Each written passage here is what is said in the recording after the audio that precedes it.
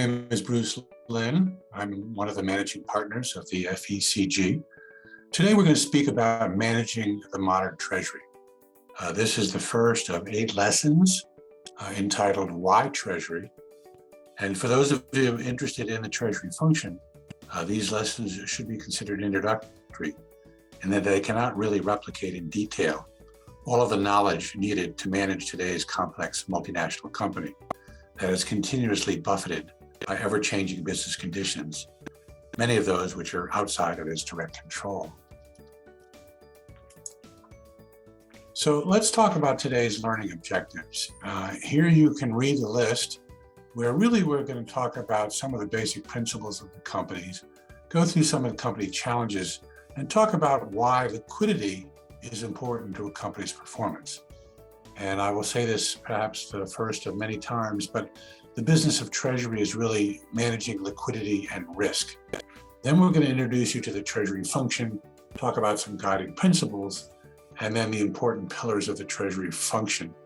Obviously, when you're trying to build a Treasury or to maintain a Treasury function, there are certain risks involved with that. And we'll talk a little bit about this. So by the end of this 30 minutes, you should get a good idea about why the Treasury function and its ability to manage liquidity and risk is important for a company. So let me try to, in a nutshell, talk about the basic principles of the company.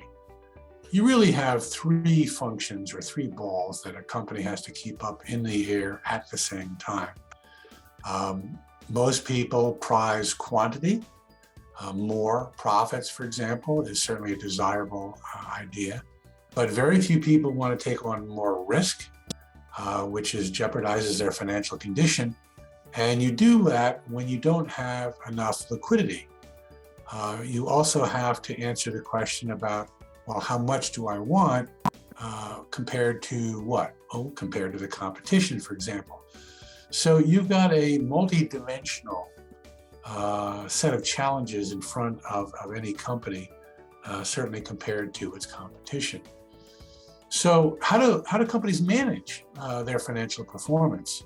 Well, there are many different ways, and obviously it changes by industry, and we don't have enough time to talk about every industry and all of the financial challenges facing every company in every industry.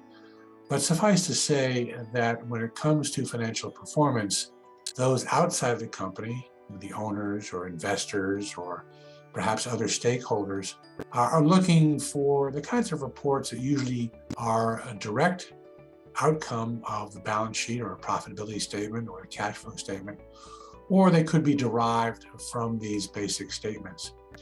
So as you can see from this diagram, the sweet spot is really the intersection of all of those 3.